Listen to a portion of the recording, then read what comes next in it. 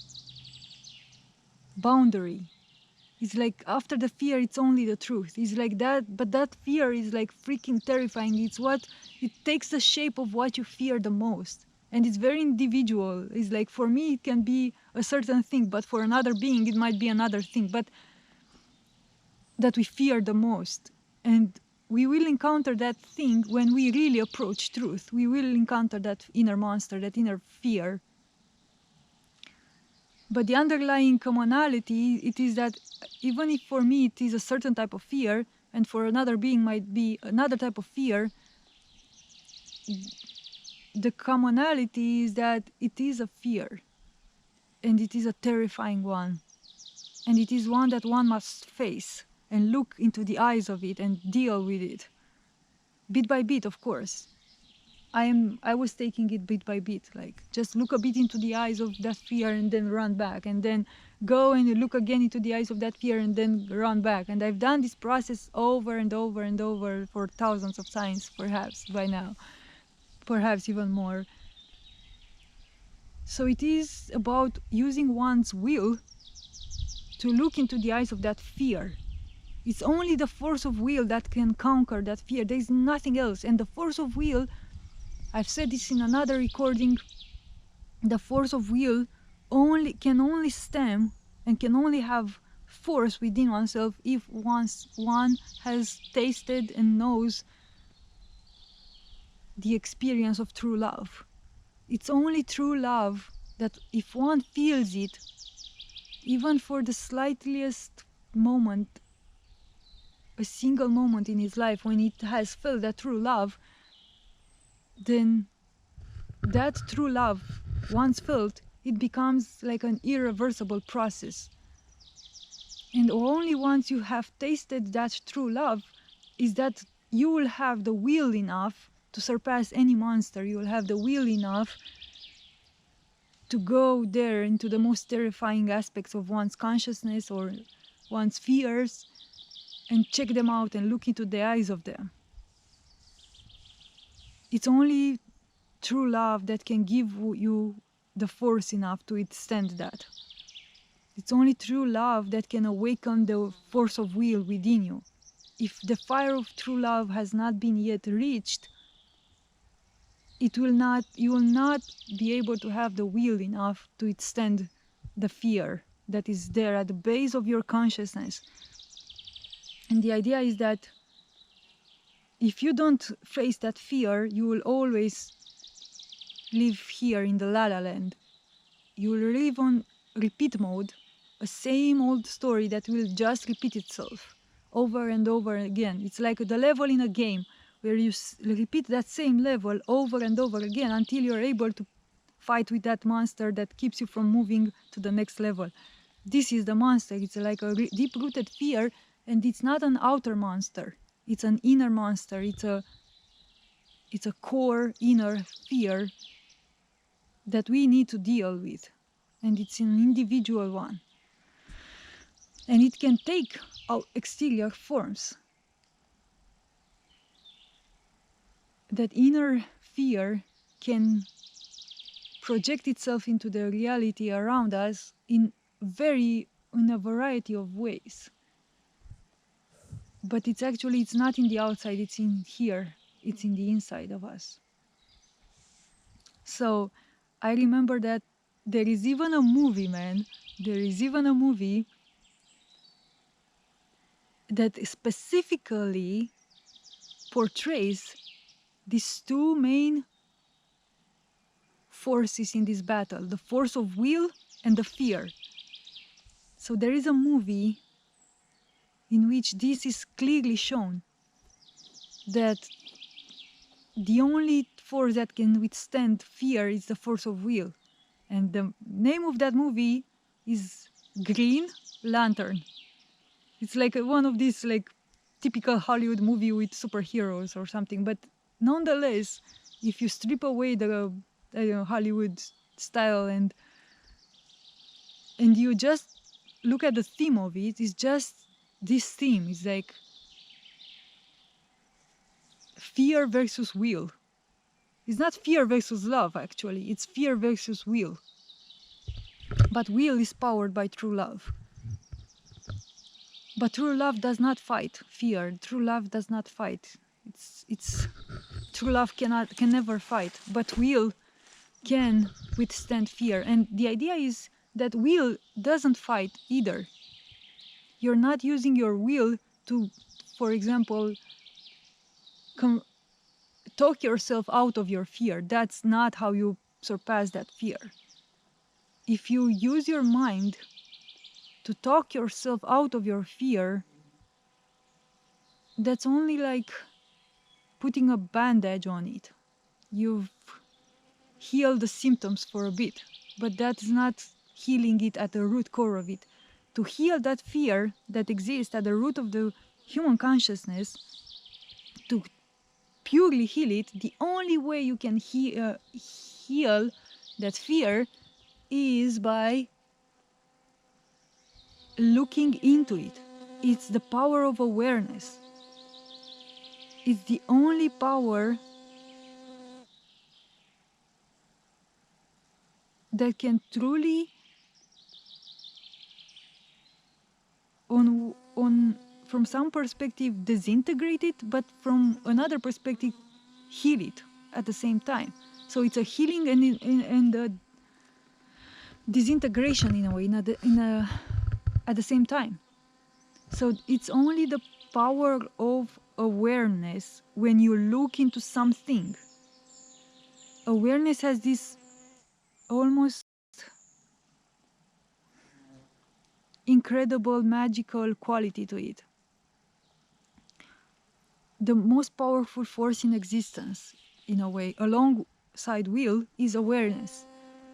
So when you use your will to focus your awareness, not your mental perception, but your inner heart awareness, because awareness comes from the heart. So when you use your inner will to focus your awareness, your beingness on a certain subject, that subject will unfold and it will disintegrate from its false form and it will slowly start to heal to its true form. So when you use your inner awareness to look inside of you, into the eyes of that fear that is seated at the root of your consciousness, then that fear, when met with awareness, it's like a fog that disintegrates itself. It cannot withstand the light of awareness. That's true light. This is what true light is awareness. Once you focus your awareness upon something, watch what happens. It's not your mental perception that you're focusing, it's your heart awareness. You're focusing your being, you're focusing your neutral awareness on something. Awareness is neutral, by the way. It doesn't have an agenda. The mental perception has an agenda. For example, the difference between the mental perception and the awareness is the following. When you look with the mental perception at a thing, you're looking at it with an outcome in your mind. Okay, I want to look at that fear in order to disintegrate it. So the mental perception looks and expects an outcome. But the heart awareness, it's devoid of any outcomes. It's just pure light, pure neutrality. It's just pure, I see you. It's like I'm looking into you with that pure eyes of, I am seeing you, I am looking at you.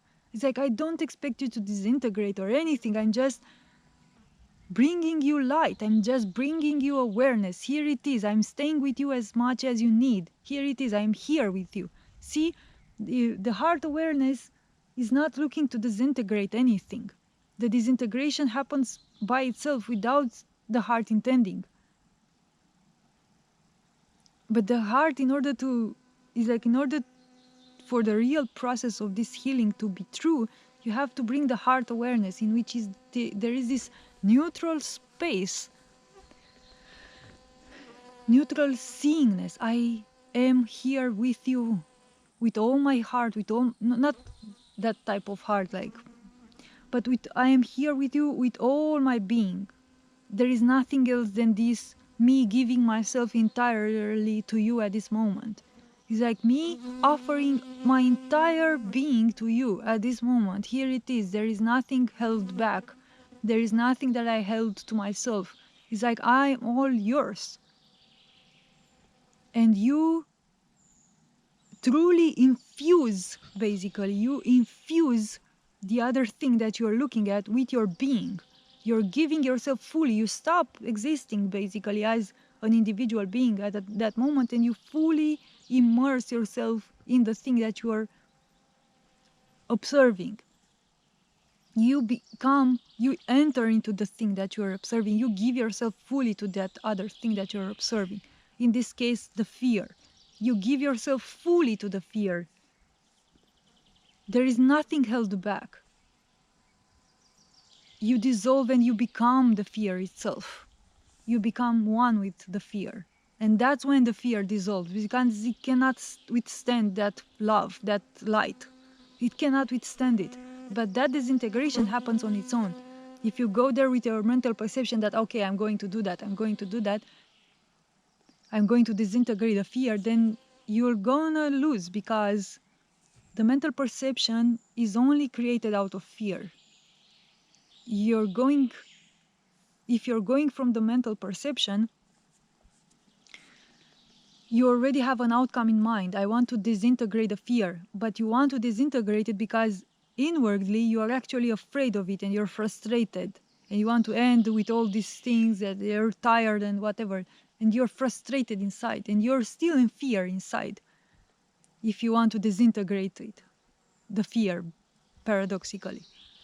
So in order to truly disintegrate the fear, you have to be naked of any purpose. You're just the only purpose is to give yourself fully to that thing. That's the only purpose. Is to give that thing that you're looking at your full being, your full awareness, holding zero thing behind. To the extent where you remain no more. In those moments when you fully merge with that thing, you lose awareness of the past, the future, your name, everything. You don't exist anymore. You're only there with that thing until it itself, under the light of your awareness, is like a shadow that you bring light to it. It slowly disintegrates by itself and you remain again yourself.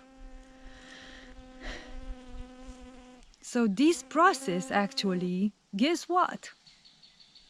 This process has been shown very clearly in one of the most key movies ever made. And that movie is Matrix 1. I don't know if anyone who is watching this video remembers the very end scene of Matrix 1, how Neo managed to destroy, sort of speak, Agent Smith in the last battle, in the last scene. In the last scene, what happened is that Neo started seeing the Matrix, and at that moment, what he did is like, instead of running from Smith, what he did is that he started running towards Smith. And what he did is that he just entered into Agent Smith. And guess what happened? It entered into its skin. It penetrated Agent Smith.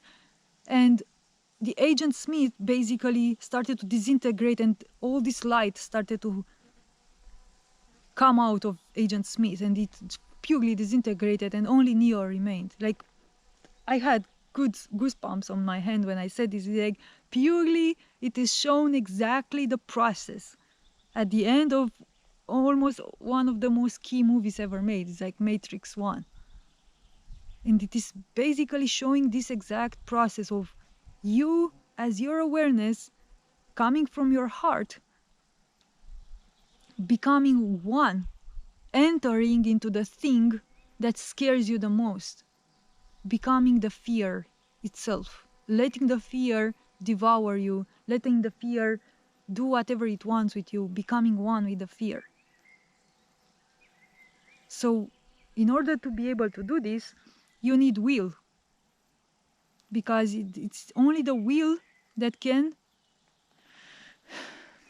basically move awareness. You have only two skills at your side in this human experience. You have will and you have awareness.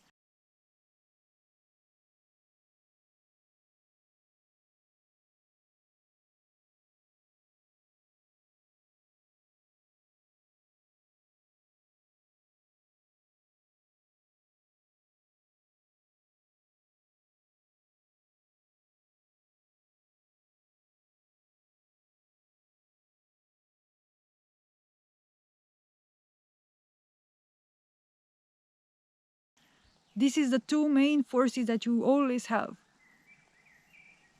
The rest is illusion. The mind, the emotions, whatever. Those are illusions. You only have will and awareness. And by combining these two, you can do anything if you learn them. It's awareness is the light, is the neutral thing. And will is the force of love itself, in a way.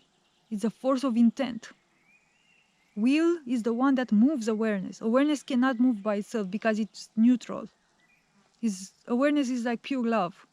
But will is the force that can move love and can shape love and can give a intent and a direction to love. So using one's will, you can hold your awareness from your heart onto the thing that you are looking at. In this case, let's say the fear. This very core fear that exists at the root base of the human consciousness. You can go with your inner awareness whenever you're experiencing that fear, because you will experience it. If you look closely and you start practicing self-awareness, you will see that you will tap into it and you will come face to face with that fear each day. Like there will be many moments in a day where you will be facing that fear. But usually if your life has been mainly driven by unconsciousness, you might have come face to face with that fear, but you wouldn't have realized it. Because your consciousness has a knee-jerk reaction to that fear. It just makes you unconscious. Whenever you tap into or you come face to face with it, your mind will start to think thoughts in a knee-jerk reaction just to make you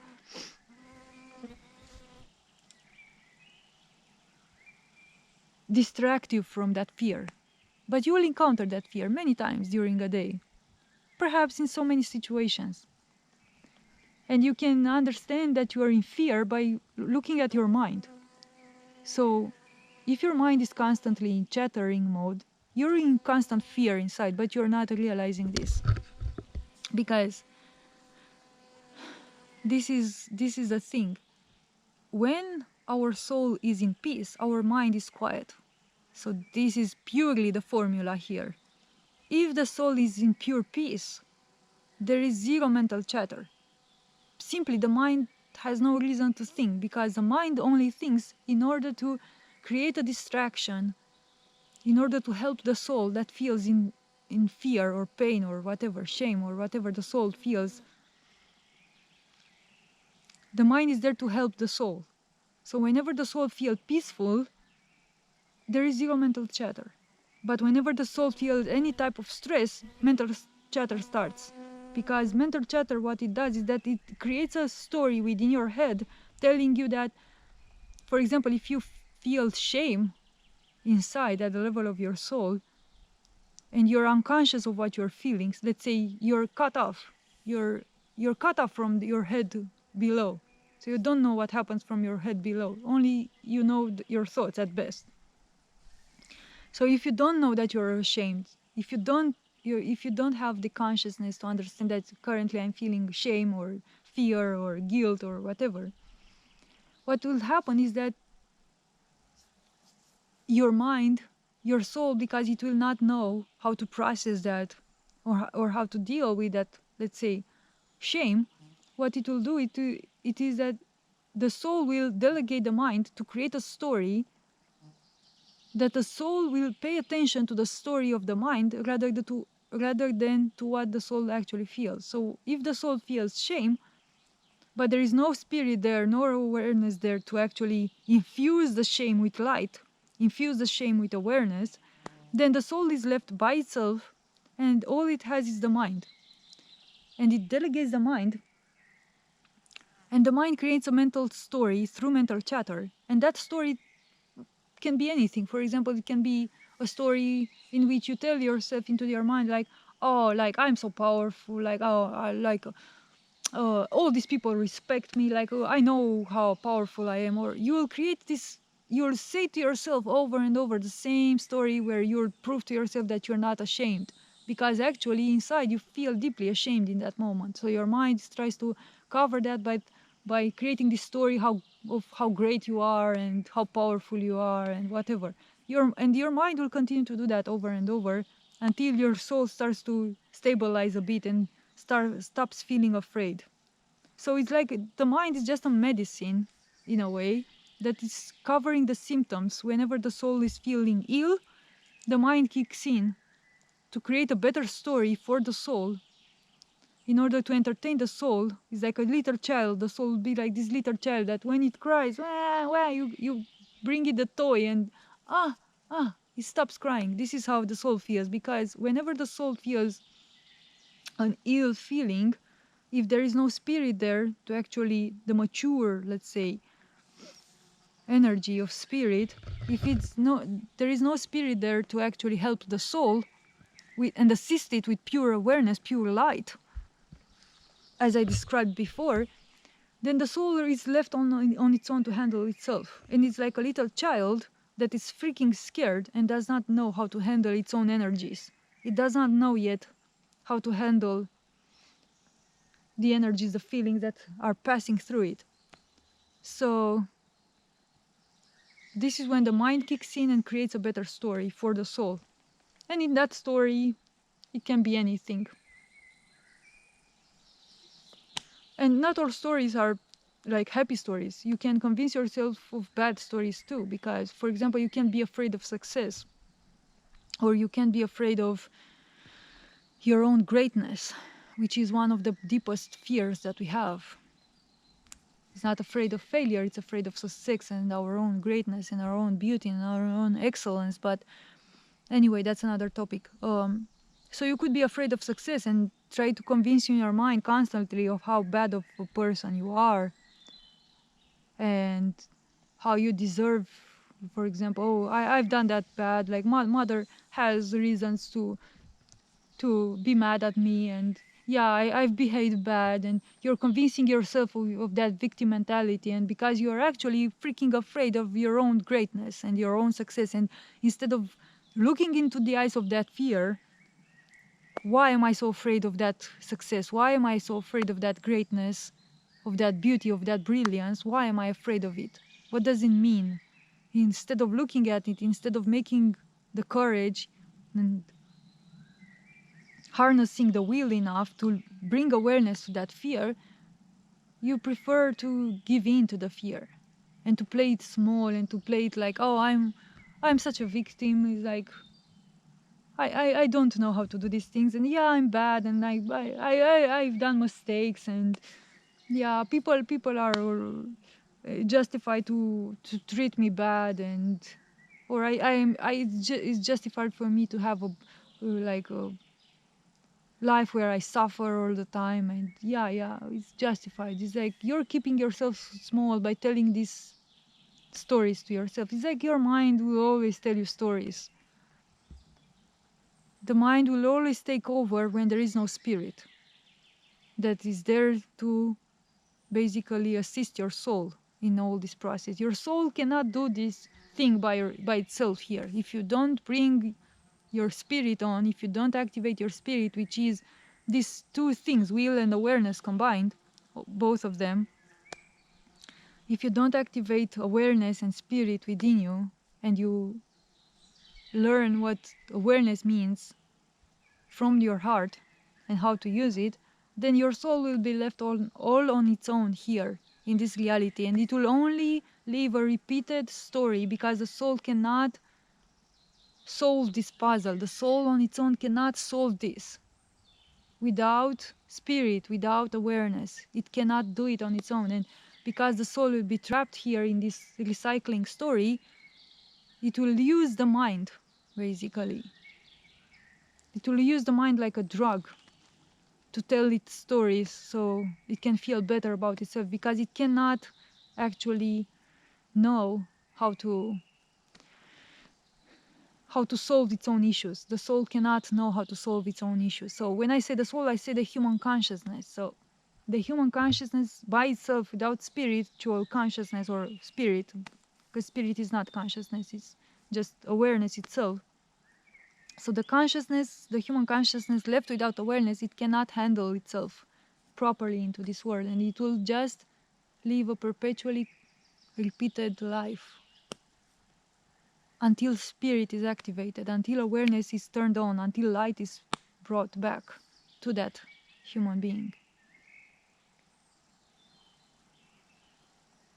So yeah, the human consciousness, the soul, has this rooted, seated fear right now. And what do we do about it? Because imagine an entire humanity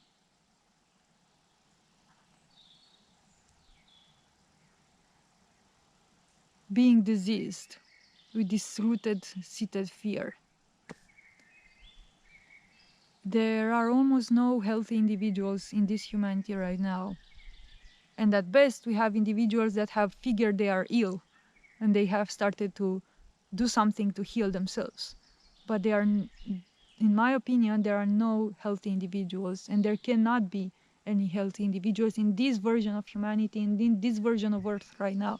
Because this version of Earth that we are seeing right now, where everything is disconnected and we are ignorant and we don't know things and we don't have our true sense of perception with us anymore, this is a distorted and a sort of like ill version of reality. Everything that happens in this version, as much beauty as you can find in this realm, it will still be an ill version of reality.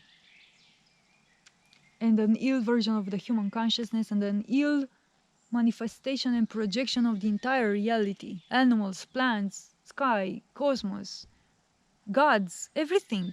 It's like everything at all levels is disease.